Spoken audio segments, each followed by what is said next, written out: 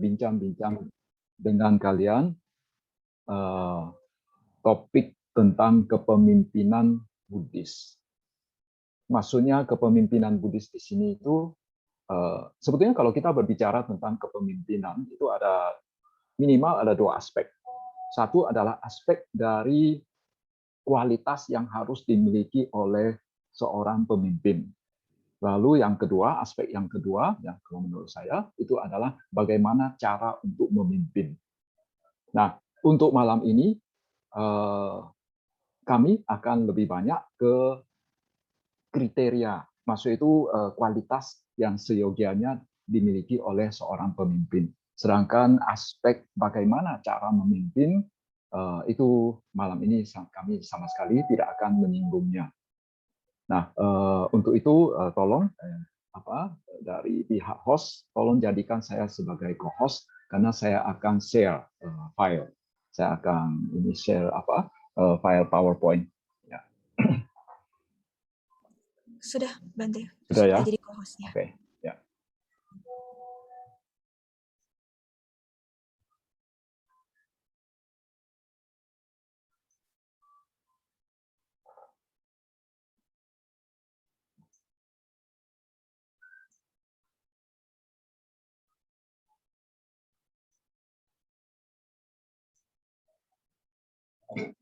Ya, kelihatan ya? Ya, sudah Bante. Topik kita pada malam ini adalah kepemimpinan Buddhis. Menurut definisi di Wikipedia, ya walaupun bagi kalangan akademisi tertentu itu apa yang ada di Wikipedia itu tidak bisa dijadikan pegangan, tapi saya pikir ya untuk kondisi untuk dalam aspek ini ya oke lah. Ya.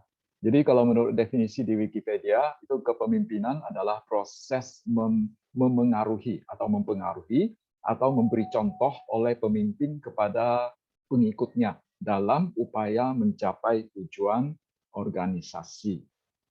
Nah, dalam Tipitaka atau dalam agama Buddha, yang biasanya disebut sebagai pemimpin itu satu adalah raja. Ya. Raja itu maksud itu suatu pemimpin dari suatu kerajaan, ya, atau pemimpin dari suatu wilayah. Ya. Karena ada raja besar, ada raja kecil juga. Ya. Kemudian ada yang namanya Nayaka. Nayaka ini ya yang memimpin, ya. Secara harfiah artinya yang memimpin. Ya, jadi mungkin ya kalau mau secara harfiah ya sebetulnya yang namanya pemimpin itu Nayaka. Sehingga ya kita di Indonesia kalau di dalam Sangga Theravada Indonesia ada yang namanya Padesa Nayaka. Secara harfiah Padesa itu pradesa artinya wilayah. Jadi Padesa Nayaka itu adalah pemimpin wilayah. Maksud itu pemimpin wilayah, pemimpin dari para biku di wilayah tertentu. Jadi sebetulnya yang namanya Padesa Nayaka itu bukan pemimpin umat awam, tapi dia pemimpin para biku. Jadi kalau misalnya ada hal-hal yang berhubungan dengan para biku di wilayah tersebut, nah Padesa Nayaka tersebut yang menangani hal tersebut. Ya, jadi sekali lagi Padesa Nayaka itu bukan pemimpin umat awam, tapi pemimpin untuk para biku. Kemudian kita juga mengenal apa yang disebut sebagai upajaya. Upajaya dalam konteks tertentu ya bisa dalam pengertian tertentu bisa juga kita kategorikan sebagai seorang pemimpin, ya, karena kalau kita merujuk ke definisi yang tadi bahwa kepemimpinan adalah proses mempengaruhi atau memberi contoh, ya, oleh pemimpin kepada pengikutnya, maka seorang upajaya itu dia adalah seorang pemimpin yang memberi contoh kepada para biku muda, para biku yang orang-orang yang ditabiskannya, ya, yang ditabiskannya. Nah, kemudian acarya, guru, ya, guru untuk para biku itu juga dalam pengertian tertentu juga bisa dikategorikan sebagai seorang pemimpin. Kemudian thera, sesepuh, itu juga dalam pengertian tertentu bisa juga dikategorikan sebagai seorang pemimpin. Nah, itu kira-kira sejumlah sejumlah istilah yang kita temukan di dalam kitab bahasa Bali yang bisa dikategorikan sebagai seorang pemimpin. Kemudian yang paling banyak kita mengetahui tentang kepemimpinan Buddhis itu adalah 10 Raja Dhamma yang bisa kita temukan di dalam kitab Jataka. Ya, jadi secara harafiah Raja Dhamma itu artinya kualitas yang seyogianya dimiliki oleh seorang raja, kualitas yang seyogianya dimiliki oleh seorang pemimpin. Ya, nah, jumlahnya ada 10. Ya, jadi itu bisa ditemukan di Kitab Jataka, jilid 3 halaman 274. Itu ada di kitab bahasa Palinya, bukan terjemahan Inggris atau terjemahan Indonesia. Kualitas yang pertama yang seyogianya dimiliki oleh seorang pemimpin itu menurut kitab Jataka itu adalah bahwa dia harus suka memberi. Ya, bukan sebaliknya dia suka mengambil gitu ya. Kalau suka mengambil ya itu bahaya bagi suatu organisasi atau suatu institusi begitu. Jadi dia harus suka memberi. Ya, entah itu memberinya itu dalam materi atau yang non materi. Ya, misalnya suatu saat misalnya organisasi yang dipimpinnya ya karena butuh waktu yang cepat ya karena ingin cepat sehingga butuh suatu dana misalnya ya yang jumlahnya tidak terlalu besar ya dia rela untuk mengeluarkannya dari kocek dia sendiri ya untuk tujuan itu ya jadi dia tidak segan untuk memberi ya materi yang dimilikinya. Ya, kemudian selain itu ya dana itu sebetulnya bisa juga mempunyai pengertian yang non materi atau non amisa. Ya. Jadi nir amisa. Jadi misalnya dia bersedia untuk memberikan waktunya, ya terutama ini organisasi sosial begitu. Ya, yang namanya organisasi sosial secara umum ya pemimpinnya itu tidak diberi honor ya tidak digaji. Jadi oleh karena itu ya, jadi waktu yang disisihkannya untuk organisasi ya biasanya ya itu tidak ada imbalannya ya. Jadi dia harus ya rela mengorbankan waktunya, rela mengorbankan tenaganya, dia rela mengorbankan pemikirannya, dia memberikan pemikirannya, dia memberikan tenaganya, dia memberikan dananya. Jadi dia harus ya siap untuk memberi. Kemudian yang kedua adalah silanya baik. Maksudnya itu moralitasnya baik. Jadi ya jangan sampai seorang pemimpin ya misalnya ya banyak sekali hal-hal yang bisa dicela oleh masyarakat. Nah, kalau pemimpinnya seperti itu ya organisasi tersebut ya berada dalam posisi yang agak riskan ya, posisi yang agak bahaya ya. Kemudian yang ketiga, paricaga. Paricaga itu kerelaan untuk melepaskan apa yang dimiliki. Nah, apa beda paricaga dengan dana?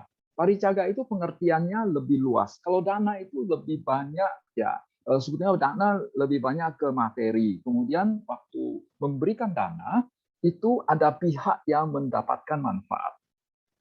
Ya, ada pihak yang mendapatkan manfaat. Ya, misalnya saya memberikan makanan, ada pihak yang mendapatkan manfaat dari dana makanan ini. Ketika saya memberikan waktu saya, memberikan pemikiran saya, ada pihak yang mendapatkan manfaat, yaitu ya organisasi mendapatkan manfaatnya.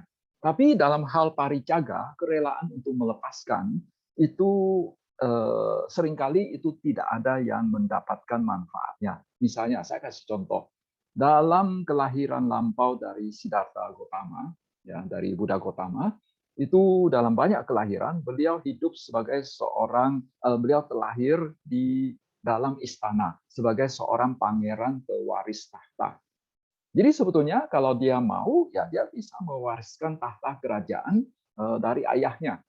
Tapi ya dia seringkali ya karena sebagai seorang bodhisatta, seorang calon Buddha, sehingga beliau seringkali rela untuk melepaskan posisi dia sebagai seorang pewaris tahta untuk hidup sebagai seorang petapa.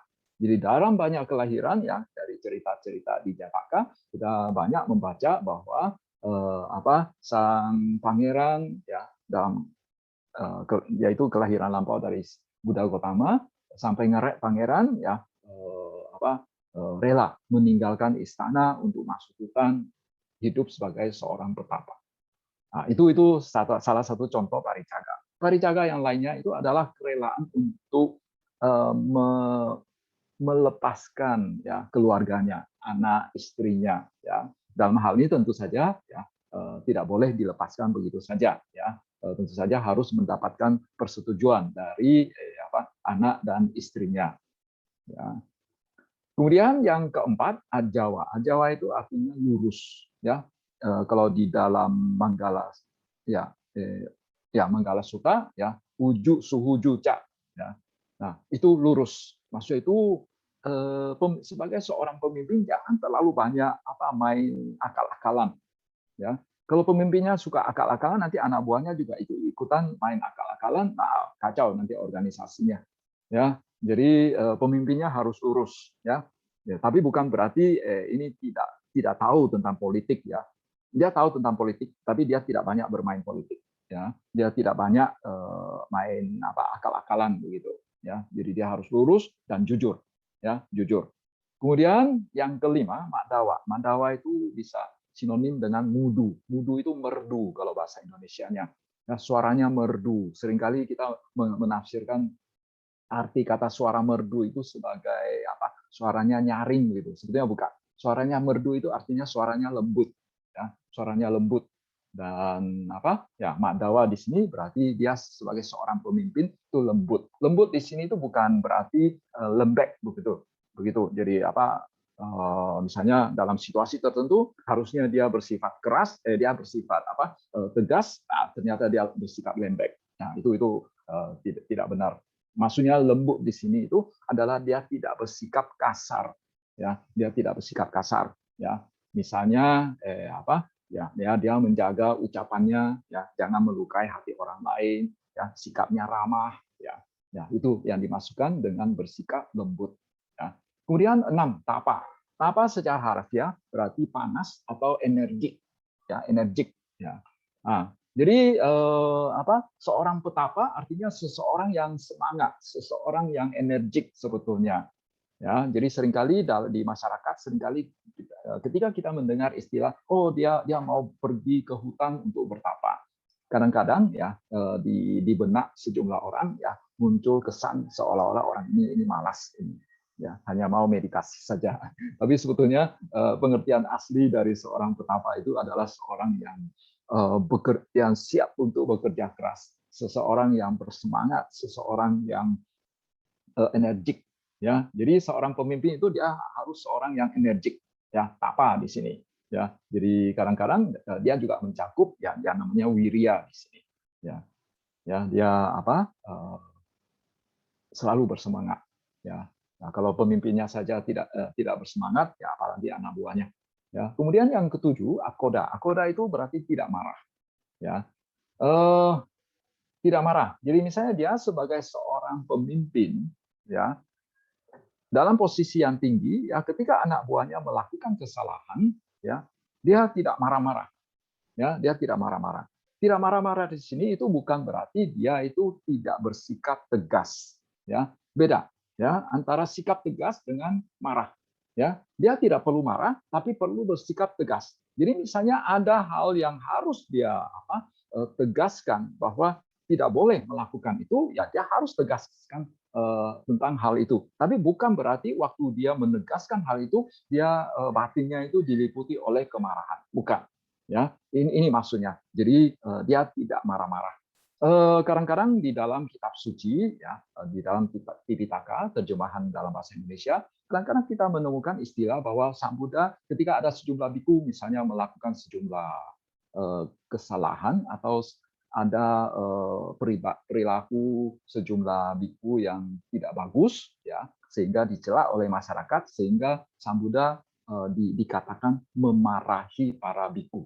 Memarahi di sini ini sebetulnya terjemahan yang agak kalau menurut saya kurang pas ya. Karena kalau kita pakai istilah memarahi berarti kok Sang Buddha masih marah-marah ya.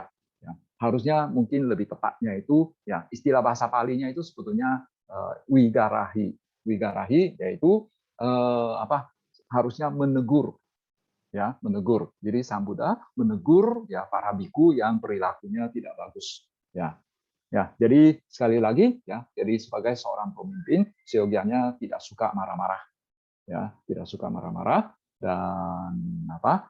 Tapi itu bukan berarti bahwa tidak bersikap tegas. Kemudian 8 awihimsa. Awihimsa itu mungkin waktu kita membaca cerita tentang Mahatma Gandhi ada sering ketemu istilah ahimsa, ya, ahimsa. Jadi tidak menggunakan kekerasan. Awihimsa di sini juga artinya tidak menggunakan kekerasan. Maksud itu misalnya anak buahnya melakukan kesalahan, dia tidak langsung menempeleng menampar ya anak buahnya begitu, atau ditonjok ya sang anak buah, ya tidak boleh, ya. Jadi tidak boleh main kasar secara fisik gitu. Nah, wihimsa di sini itu adalah kasar secara fisik, ya. Sedangkan yang 5 makdawa ya lembut itu adalah kasar secara non fisik, ya. Kemudian yang ke-9 sabar, ya. Sabar di sini ya bagaimana apa beda antara tidak marah dengan sabar, ya. Sabar kanti secara harfiah artinya menerima, atau bahasa Jawanya mungkin nerimo, ya. Jadi kanti kalau tadi dikatakan akoda itu dia dalam posisi atas, ya. Harusnya dia ya bisa menegur, bisa menghukum sang anak buah, ya. Itu akoda, tapi dia seyogianya tidak melakukannya. Nah, kanti di sini adalah dia itu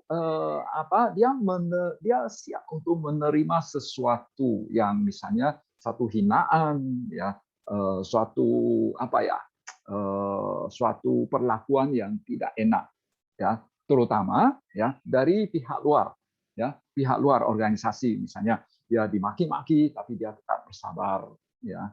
Dia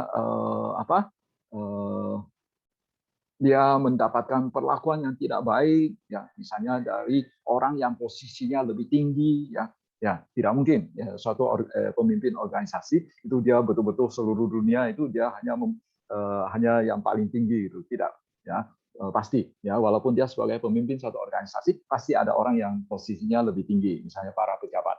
Nah, jadi kalau misalnya dia menerima perlakuan yang tidak baik dari pihak lain yang posisinya sejajar atau posisinya lebih tinggi, itu dia bisa menerimanya dengan penuh kesabaran, ya, tidak marah, ya. Kemudian yang ke-10 ya adalah dia tidak bersifat konfrontatif. Nah, ini memang khas Buddhis, bahwa cara memimpin Buddhis itu tidak bersifat konfrontatif, ya. Jadi tidak secara terang-terangan seolah-olah kita itu bermusuhan gitu, ya. Bisa saja kita tidak setuju terhadap sesuatu, ya, tetapi kita menggunakan cara-cara yang baik, ya, cara-cara yang tidak keras, ya, ya. Sekali lagi bahwa tidak keras bukan berarti tidak tegas, ya, tapi ya jadi tidak konfrontatif, karena kalau bersikap konfrontatif seringkali itu bisa menimbulkan permusuhan, menimbulkan kebencian. Kalau permusuhan sudah ada, itu permusuhannya akan semakin berkobar. Ya, ya itu kira-kira 10 aspek, 10 kualitas yang seyogianya dimiliki oleh seorang pemimpin atau seorang raja menurut kitab Jataka. Kemudian di kitab yang lain, ya, di kitab bahasa Pali yang lain, walaupun ini tidak termasuk dalam kitab Tipitaka, tidak termasuk dalam kitab Atthakatha, juga tidak masuk dalam kitab Tika, ya, tapi itu dalam bahasa Pali, ya, di dalam kitab yang namanya Maharahaniti, itu di syair yang ke-190, ada disebutkan 6 kualitas yang seyogianya dimiliki oleh seorang pemimpin, yang seyogianya dimiliki oleh seorang nayaka. Ya, satu adalah kama. Kama sama, mempunyai akar yang sama dengan kata kanti. Ya, kama. Kama itu artinya menerima, sabar. Ya, saya tidak jelaskan lebih lanjut karena tadi sudah dijelaskan. Kemudian yang kedua, jagaria. Ya, awas atau waspada. Jadi dia harus selalu waspada terhadap bahaya-bahaya yang akan timbul di dalam organisasi, di dalam institusi yang dipimpinnya. Ya, jadi jangan sampai nanti ya sudah muncul kebakaran besar baru dia baru dia mulai menanganinya. Harusnya begitu muncul gejala-gejala ya, yang tidak baik di dalam suatu organisasi, dia sudah harus mulai waspada. Sehingga ya, apinya ketika masih kecil itu dia sudah mulai menanganinya. Jangan sampai apinya itu sudah besar baru dia baru mulai memadamkan api tersebut. Ya, seringkali itu sudah terlambat. Kemudian yang ketiga, uthanam. Uthanam itu artinya rajin, mirip sama yang 10 Raja Dhamma dari aspek tapa. Ya, jadi dia rajin, dia bersemangat. Ya. Jadi misalnya kalau dia harusnya misalnya rapat, misalnya ya, misalnya rapat jam 9, harusnya jam 9 mulai, ya dia tidak datang jam 9.30, ya lebih telat dari yang lain. Harusnya dia datang lebih awal. Atau misalnya ada kegiatan di wihara, misalnya harusnya jam 7 mulai, ya dia jauh sebelumnya sudah datang, jam 6 sudah datang, jam 6.30 sudah datang, lalu ketika anggota-anggotanya sudah pulang, lalu dia yang terakhir pulang. Ya, itu salah satu contoh dari rajin. Kemudian yang keempat itu samwibaga, ya, cerdas dan mampu berpikir secara analitis. Ya, mampu berpikir secara analitis. Karena ini berhubungan sama nomor 6, ya, ikhana. Ikhana itu artinya mampu melihat dengan jelas, ya, memiliki penglihatan yang tajam. Ya, di sini ikhana di sini yang aspek yang keenam itu sinonim dengan tanya, ya, kebijaksanaan. Jadi aspek yang keempat, ya, mampu berpikir analitis itu berbeda dengan yang nomor 6. Kita tahu kan Panya memiliki tiga aspek. Satu Sutamaya Panya, lalu yang kedua Cintamaya Panya, dan Bawana Maya Panya. Kalau Sutamaya Panya itu adalah kebijaksanaan atau pengetahuan yang diperoleh dari hasil membaca, hasil mendengar, ya, mendengar ceramah, mungkin di zaman sekarang hasil menonton video dan lain sebagainya. Jadi itu masih bersifat intelektual. Ya, kemudian yang kedua adalah cintamaya panya, yaitu pengetahuan atau kebijaksanaan yang diperoleh dari hasil perenungan. Dan itu juga masih berupa pengetahuan yang bersifat intelektual. Sedangkan yang ketiga, namanya bawana maya panya, yaitu panya atau pengetahuan yang diperoleh dari hasil meditasi. Jadi ini lebih bersifat intuitif, ya, bukan setelah berpikir. Ya, itu bukan bersifat intelektual, tetapi bersifat intuitif. Jadi begitu dia melihat sesuatu tanpa berpikir, dia langsung sudah tahu. Ini sebetulnya akar permasalahannya apa, lalu dia juga tahu solusinya seperti apa. Itu yang maksudnya yang nomor 6 itu. Sedangkan yang keempat itu bersifat intelektual. Jadi dia mampu menganalisa suatu permasalahan, ya, secara intelektual. Ya, jadi di dalam agama Buddha yang namanya kemampuan kecerdasan lah begitu, ya, itu bisa dibagi menjadi dua. Satu kecerdasan secara intelektual, lalu satu kecerdasan secara intuitif. Kecerdasan secara intuitif itu biasanya yang dimasukkan sebagai panya. Kadang panya juga mencakup kecerdasan intelektual, tapi itu yang tatarannya agak rendah, ya, sutamaya panya dan cintamaya panya. Kemudian yang kelima, ya, dia harus juga seorang pemimpin itu dia harus memiliki kasih sayang, ya, kasih sayang. Jadi jangan akan ini sekali akan mengerikan sekali kalau kita mempunyai seorang pemimpin yang sangat bengis gitu, ya. Jadi seorang pemimpin harus memiliki kasih sayang, tapi sekali lagi walaupun memiliki kasih sayang, tapi bukan berarti tidak tegas. Ya. Kemudian di dalam kitab yang lainnya, di dalam kitab Jataka, ya, di Tesa Kuna Jataka, ada disebutkan 5 kekuatan manusia agung. Ya, manusia agung dalam hal ini maksudnya itu adalah Mahapurusa. Ya, jadi yang pertama adalah fisiknya itu harus kuat. Ya, fisiknya harus kuat. Akan sangat lucu kalau seorang pemimpin itu fisiknya lemah. Ya, misalnya waktu harusnya suatu kegiatan dipimpinnya, tapi dia sering tidak datang karena lagi sakit-sakitan misalnya. Ya. Kemudian yang kedua adalah memiliki kekuatan kekayaan. Ya, seperti yang tadi saya katakan tadi, dana. Misalnya kadang-kadang di dalam suatu organisasi, suatu institusi, kadang-kadang ya mungkin bisa saja mengalami kesulitan keuangan. Akan sangat bagus ya kalau pemimpinnya itu juga memiliki kekayaan yang cukup besar, sehingga kalau organisasi kekurangan dana itu dia bisa menutupnya dengan cepat. Ya, ini merupakan suatu kekuatan, suatu keunggulan tersendiri. Kemudian yang ketiga, dia memiliki asisten yang handal. Ya. Jadi tentu saja sebagai seorang pemimpin tidak mungkin dia bisa one man show. Ya. Tidak mungkin dia bisa hanya dia sendiri saja yang kerja. Gitu. Wah, nanti dia bisa kehabisan tenaga. Jadi dia harus memiliki asisten, ya banyak asisten yang handal. Ya, jadi dia mampu mendelegasikan pekerjaan-pekerjaan, ya, tugas-tugas yang ada di dalam organisasi kepada asisten-asistennya dia. Kemudian yang keempat, ya, dia memiliki status sosial yang cukup tinggi di masyarakat.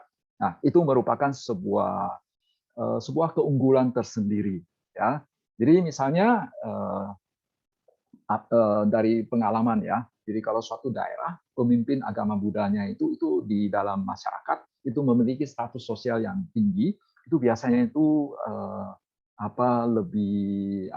umat itu akan lebih yakin, maksudnya itu umat akan lebih gampang untuk dikumpulkan ya dibandingkan ya mereka yang sama sekali tidak memiliki status sosial di masyarakat ya.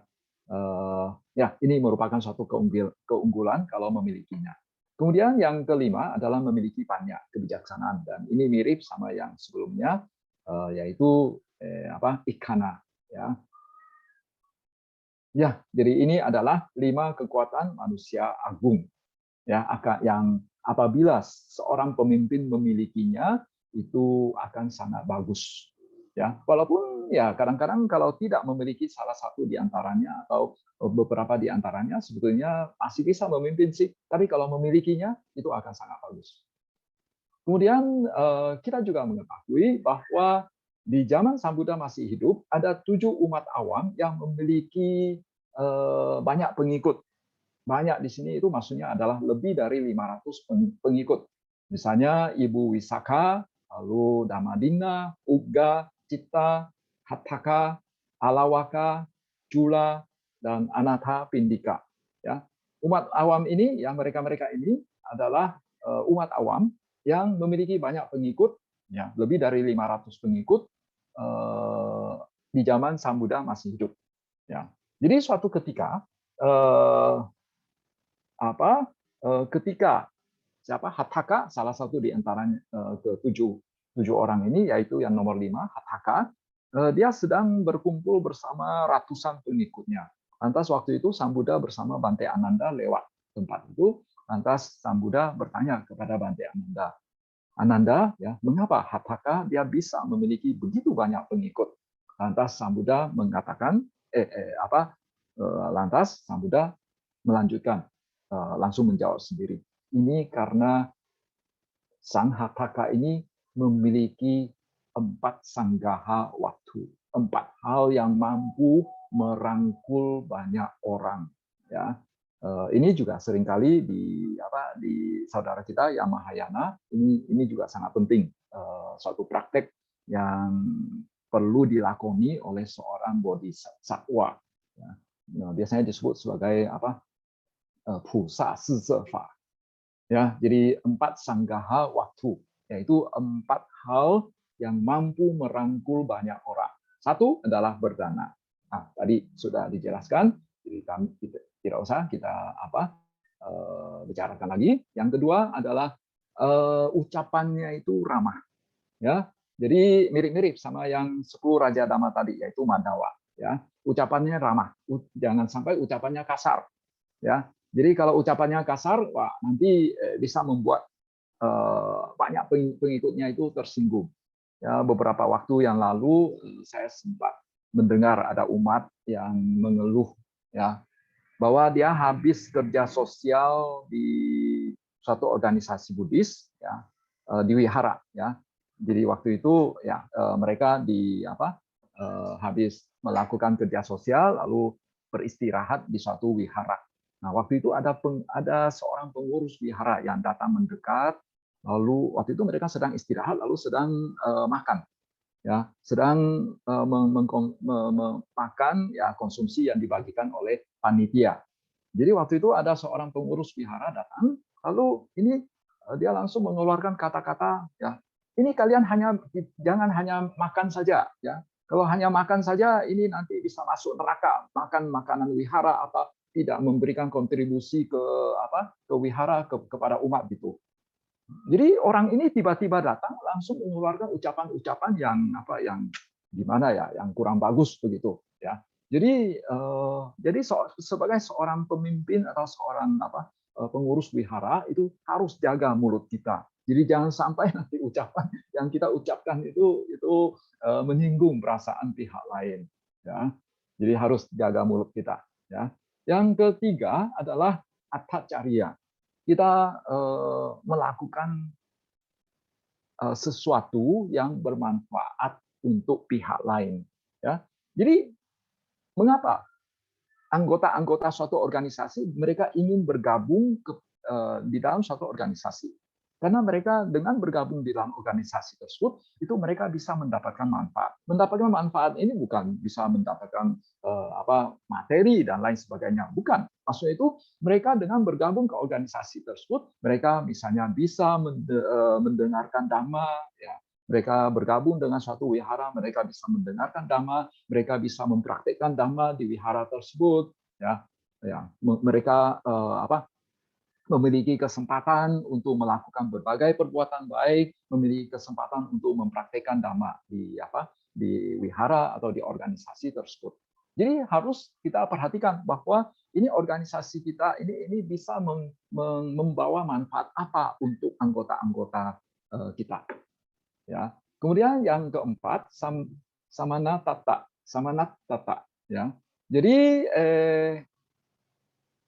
artinya sehidup sepenanggungan.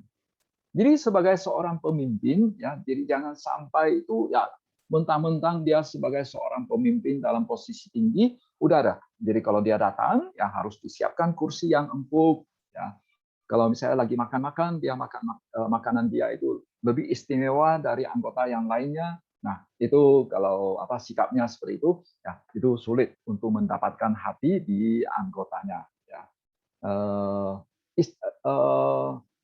Istilah samanat tata ini itu oleh sejumlah orang juga ditafsirkan sebagai tidak membeda-bedakan. Misalnya ada anggota yang lebih kaya, ada anggota yang lebih miskin. Nah, waktu ketemu anggota yang lebih kaya, senyumannya lebih manis misalnya. Nah, itu tidak boleh, ya. Jadi harus ya memperlakukan setiap anggota ya, tidak peduli ya status sosialnya bagaimana, tidak peduli dia kaya atau miskin, ya bisa memperlakukan setiap anggotanya itu secara sama rata, yaitu bahwa tidak membeda-bedakannya. Ya, inilah 4 hal yang mampu merangkul banyak orang. Ya, 4 sanggaha waktu ini berasal dari Tipitaka. Dan dalam banyak sutta ada menyinggung 4 sanggaha waktu ini. Jadi oleh karena itu ya keempat hal ini sebetulnya cukup penting, ya cukup penting di dalam agama Buddha. Ya, salah satu raja yang menurut kisah itu yang bisa memenuhi kriteria 10 raja Dhamma, kemudian 4 sanggaha waktu dan lain sebagainya, itu ya konon itu adalah Raja Asoka. Ya, ini kira-kira wajah Raja Asoka katanya. Ya, menurut relief yang ada di candi di India, yang ditemukan di India. Ya, ini juga ya. Kemudian kembali lagi ke yang tadi, salah satu kelompok orang yang bisa dikategorikan sebagai seorang pemimpin itu adalah upajaya atau acarya. Ya. Acarya itu guru. Kalau upajaya itu di Indonesia seringkali dikatakan sebagai penabis. Sebetulnya bukan.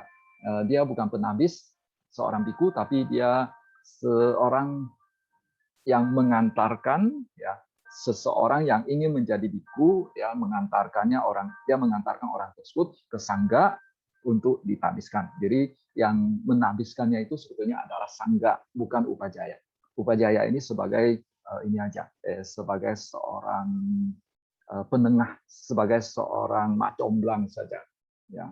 Nah, kalau menurut kita Winaya, kualifikasi seorang upajaya atau seorang acarya itu bisa dibagi menjadi dua kelompok besar, yang ideal sama yang oke. Kalau yang ideal tidak tercapai, yang syarat kualifikasi minimal lah begitu. Nah, jadi kualifikasi ideal dari seorang upajaya itu dia memiliki sila, samadhi, panya, pembebasan, pengetahuan dan penglihatan pembebasan seorang arahat. Berarti dia harus seorang arahat. Ya. Kemudian mampu melatih pihak lain mencapai level yang sama. Lalu memiliki keyakinan, ya, malu untuk berbuat jahat, ya, kemudian kegigihan, ya, kemudian sati yang tajam, ya, memiliki mindfulness yang tajam. Kemudian bebas dari pelanggaran ringan dan berat, memiliki pandangan benar, kemudian bersedia merawat atau mencari orang merawat muridnya yang sakit. Nah, jadi ini beda ya. Jadi seorang pemimpin ya di dalam agama Buddha itu kalau ada anggotanya yang sakit, dia memiliki kewajiban untuk merawat ya muridnya atau merawat anggotanya. Ya, bukan hanya satu pihak satu arah saja. Kalau pemimpinnya sakit, muridnya yang harus wajib merawat gurunya, bukan pada saat muridnya sakit, gurunya tidak memiliki kewajiban merawat muridnya. Timbal balik, ya, muridnya sakit, guru merawat muridnya atau mencari orang untuk merawat muridnya, gurunya sakit, murid juga wajib untuk merawat gurunya atau mencari orang untuk merawat gurunya. Kemudian mampu mencegah muridnya itu lepas jubah, ya. Jadi ini adalah kualifikasi ideal dari seorang upajaya atau acarya. Kemudian kualifikasi minimal seorang upajaya atau acarya itu harus terpelajar dan kompeten dalam dhamma dan winaya. Ya, misalnya kompeten dalam hal pelanggaran winaya, kompeten dalam pandangan salah, maksud itu dia tahu pandangan yang mana yang disebut pandangan salah, ya, yang mana yang pandangan benar, kemudian dia juga mengetahui ya kebiasaan-kebiasaan hidup para biku. Ya. Kemudian dia juga harus terpelajar dan kompeten dalam abhidhamma dan abhiwinaya. Abhidhamma di sini adalah maksudnya itu adalah ringkasan. Maksud itu sejenis rangkuman.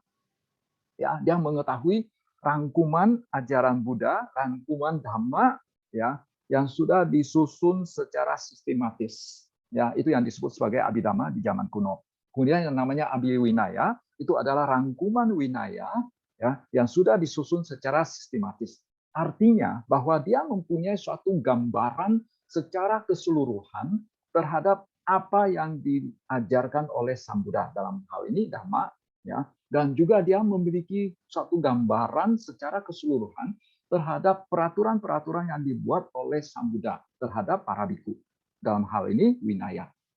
Kemudian yang terakhir adalah dia minimal sudah 10 wasa. Ya, 10 tahun menjadi biku, barulah dia boleh menjadi seorang upajaya atau acarya. Ya, saya pikir ya jadi itu yang kira-kira kualifikasi seorang upajaya atau acarya. Jadi itulah ya sejumlah kriteria yang bisa kita temukan di dalam kitab Pali, kitab dalam bahasa Pali tentang kriteria atau kualitas yang seyogianya dimiliki oleh seorang pemimpin. Ya, tentu saja yang namanya kepemimpinan itu merupakan suatu pengetahuan tentang kepemimpinan itu merupakan sesuatu yang sangat kompleks. Ya, jadi sebetulnya apa yang kita singgung pada malam ini hanya secuil dari aspek kepemimpinan saja. Tapi ya walaupun yang kita ketengahkan pada malam ini hanya sedikit saja, tapi mudah-mudahan ya ini bisa menimbulkan inspirasi dalam diri kita.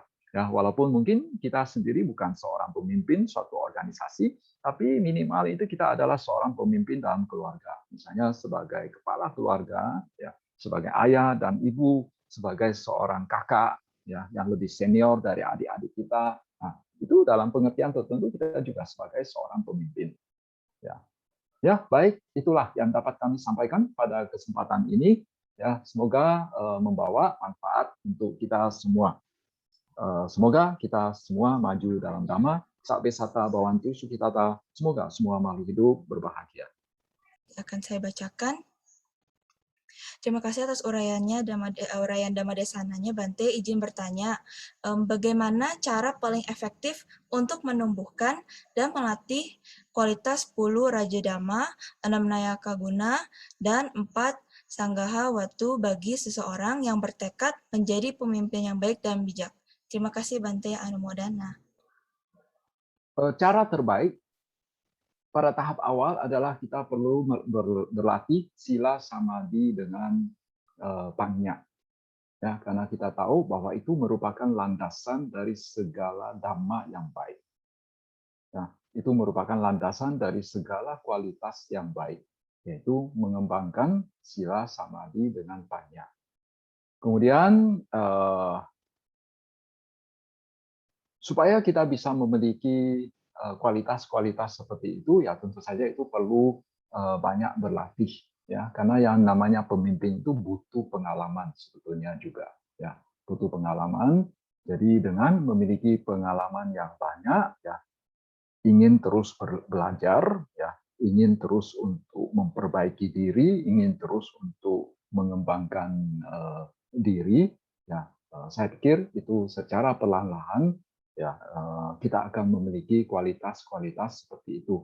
Memang kita harus mengakui bahwa ada sejumlah orang, ya, memang memiliki bakat, ya, sebagai seorang pemimpin. Tapi ya bagi yang misalnya tidak memiliki bakat, ya tidak usah berkecil hati juga, ya, dengan memiliki banyak pengalaman, ya, walaupun mungkin pada awalnya itu masih kurang qualified begitu, ya, tapi lama-lama, ya, kita juga pasti akan memiliki kualifikasi itu.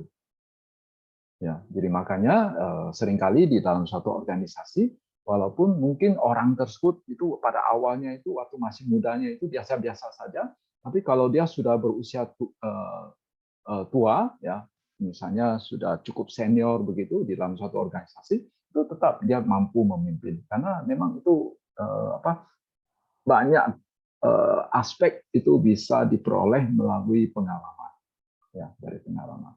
Ya, itu kira-kira jawaban saya. Ya. Baik, terima kasih Bante atas jawabannya yang luar biasa. Selamat malam, Pendami Bante. Melihat kriteria pemimpin Buddhis yang cukup banyak dan berat, maka sepertinya cukup sulit untuk bisa aktif dan memimpin di lembaga sosial, misalnya di wihara. Bagaimana saran dan tips dari Bante agar kita dapat tetap bersemangat untuk aktif di lembaga sosial, serta untuk proses regenerasi? Terima kasih, Bante. Ya, kadang-kadang di suatu organisasi Buddhis juga itu sulit untuk mencari pemimpinnya. Maksudnya itu ketika mengatakan siapa yang bersedia untuk dicalonkan menjadi ketua. Nah, di wihara-wihara tertentu atau organisasi tertentu itu kadang-kadang jarang ada orang yang bersedia mencalonkan diri, ya, dan ya kadang-kadang harus dengan berbagai bujukan dengan berbagai persuasi gitu baru sang calon bersedia. Ya memang ya kriteria yang tadi disebutkan tadi kalau sekilas ya memang sepertinya memang cukup berat. Tapi sebetulnya asal kita bersedia untuk ini lakoni ya pelan-pelan begitu, itu pelan-pelan bisa terpenuhi. Memang kalau mau terpenuhi seluruh kriteria itu, ya seluruh kualifikasi itu mungkin agak sulit. Tapi ya nggak apa-apa. Kita berusaha untuk memenuhi secara perlahan-lahan, sedikit-sedikit begitu, ya. Kita melakukan perbuatan baik dengan menjadi seorang pemimpin sambil ya belajar, sambil mengembangkan diri kita, ya, sambil mengembangkan sila samadhi dengan panya kita, sambil belajar dhamma, ya, karena itu merupakan suatu kancah untuk menempa diri yang bagus, ya. Ini merupakan suatu kesempatan yang sangat baik untuk berbuat baik dengan menjadi seorang pemimpin. Walaupun mungkin kita tidak qualified secara 100%. Ya, nggak apa-apa. Yang penting kita bersedia dengan rendah hati untuk belajar. Ya, belajar dan kita tidak sok sebagai seorang pemimpin gitu. Kita rendah hati.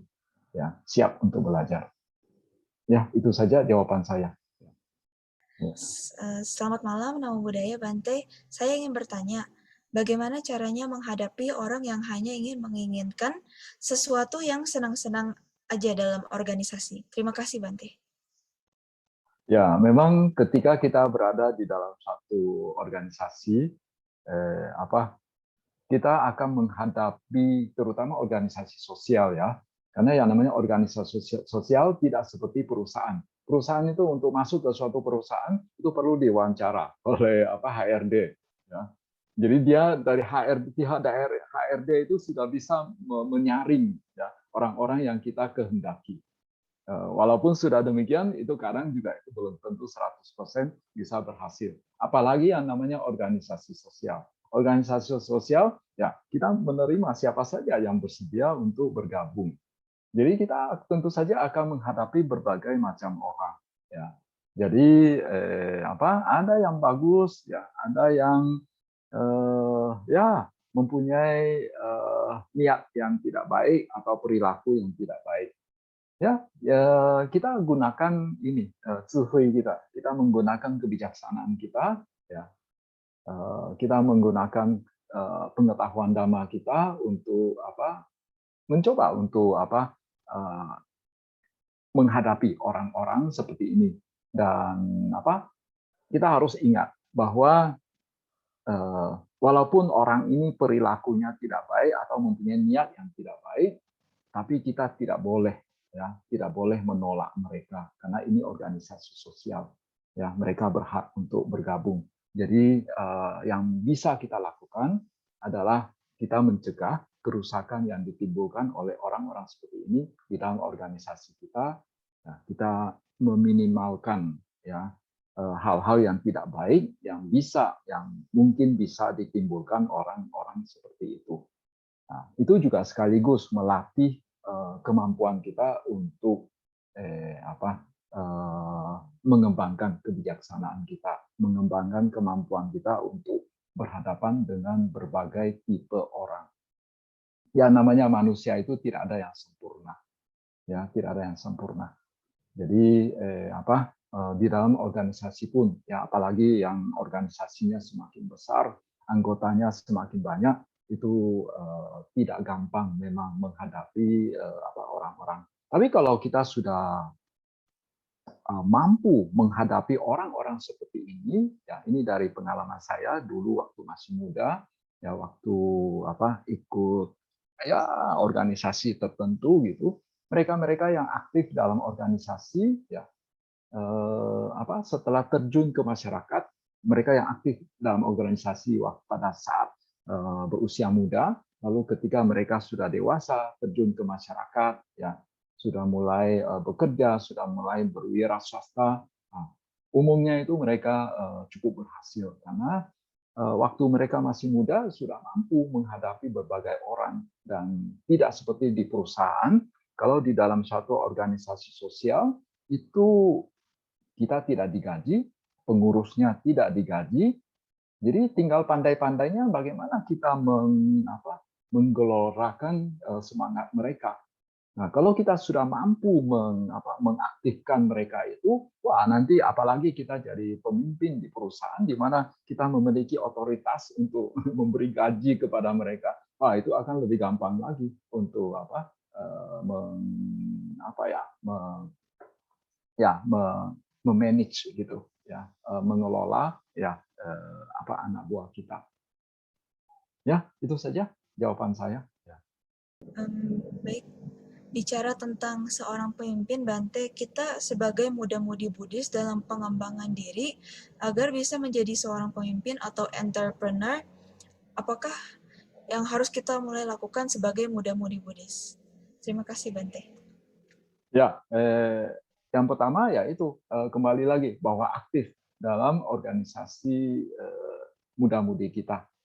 Ya, aktif dalam organisasi muda-mudi, walaupun mungkin kita tidak duduk sebagai seorang pengurus, kita hanya sebagai anggota biasa saja, tetapi kita tetap melakukannya dengan sukacita, dengan semangat, ya, dengan antusias, ya, dengan antusias bahwa itu merupakan kesempatan kita untuk berbuat baik, ya, dan di samping berbuat baik, kita sebetulnya juga bisa banyak belajar dari sana.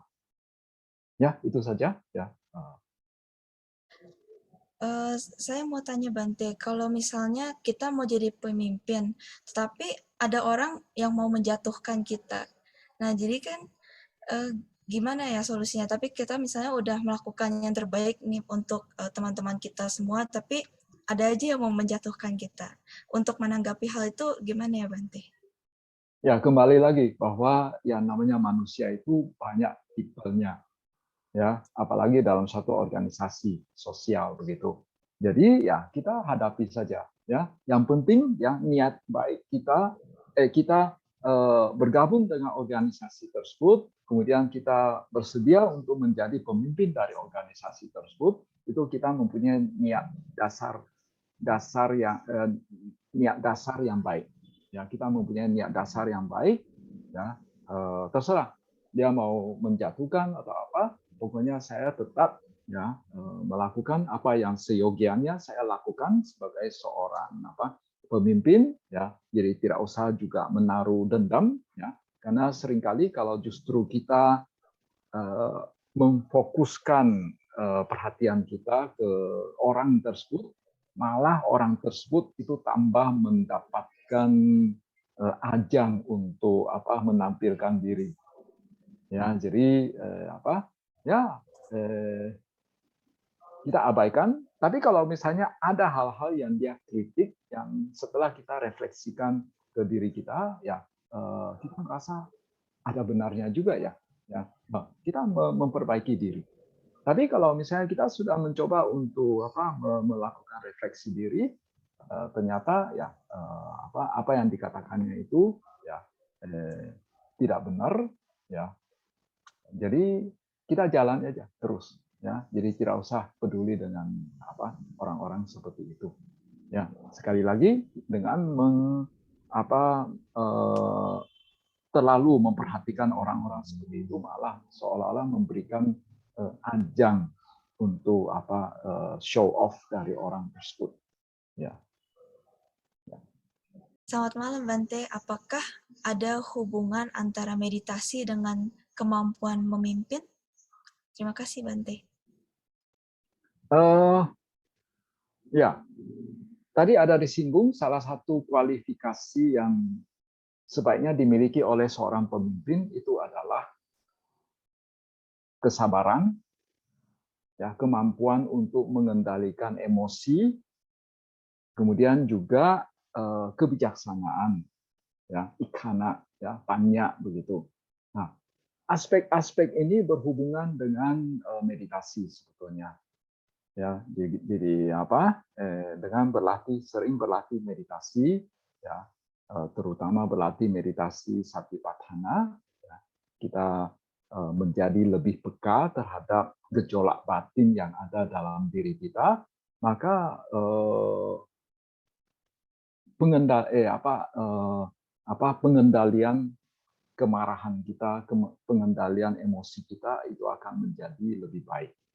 Kemudian dengan sering berlatih meditasi juga, dengan membuat batin ya dalam banyak kondisi itu berada dalam kondisi yang tenang begitu. Karena itu adalah syarat munculnya panya. Jadi batin yang tenang itu syarat munculnya panya. Dan dengan sering berlatih meditasi, ya batin kita itu dalam banyak kondisi bisa berada dalam kondisi yang tenang, sehingga ya akan muncul kebijaksanaan. Jadi kalau sudah ada kebijaksanaan, ya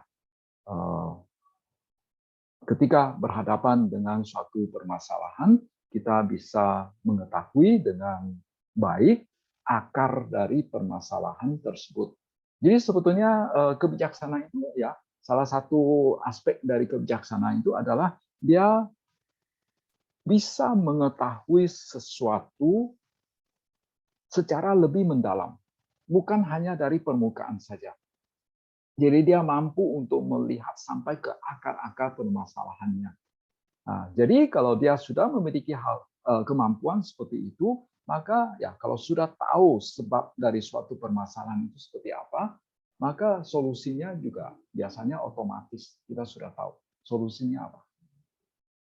Ya, jadi sekali lagi bahwa meditasi itu sangat membantu dalam kepemimpinan kita. Tapi hati-hati juga ya, kadang-kadang meditasi juga bisa membuat kita menjadi lebih sombong. Ya, ini saya sudah ikut retreat sekian kali.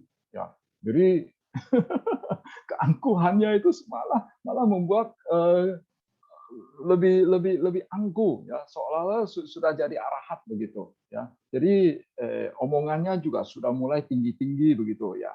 Nah, itu hati-hati ya. Kadang-kadang meditasi juga bisa membuat kita malah menjadi lebih sombong gitu ya. Jadi itu yang perlu diwaspadai juga ya.